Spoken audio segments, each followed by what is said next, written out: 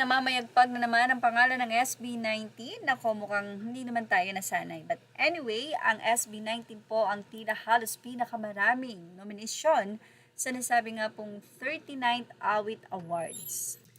SB19 dominates Awit. P-pop powerhouse SB19 emerged as the most nominated artist at this year's Awit Awards, earning major nods including Album of the Year for Simula at Wakas, while Dam is nominated for both Record of the Year and Song of the Year. Grabe po, Dam SB19 leads the 39th Awit Awards nominations. P-pop powerhouse SB19 emerged as the most nominated artist at this year's Awit Awards, earning major nods including Album of the Year for Simula at Wakas, while Dam is nominated for both Record of the Year and Song of the Year. Close behind is Four of Spades, which also scored multiple nominations for Andalusia, Aura, Conciencia, and Monster, setting the stage for an exciting night celebrating the best OPM. Who are you rooting for at the 39th Awit Awards? Muli po, narito ang nominasyon ng SB19.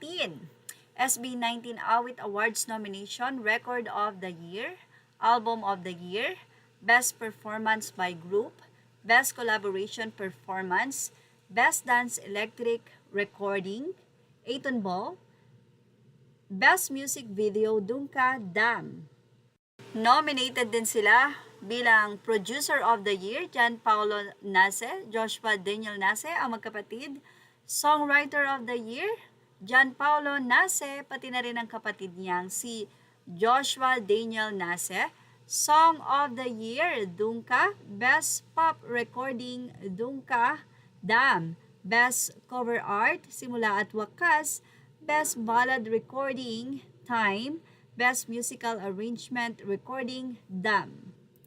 Ngayon pa lang, congratulations na sa SB19. Sino man ang manalo o magwagi, waging-wagi na nga po sa nominasyon na ito na sila po yung pinakamaraming nominasyon sa darating na 39th Awit Awards Grand Award nominees. Ito po ay inilabas nila kamakailan lamang. At syempre, marami naman po talagang nag-expect na isa ang SB19 sa napakaraming nominasyon na matatanggap. At aabangan ang mga magwawagi. Yan ang ating Showbiz Snap update. Images are all credit to the rightful owners. Thank you for watching Showbiz Snap.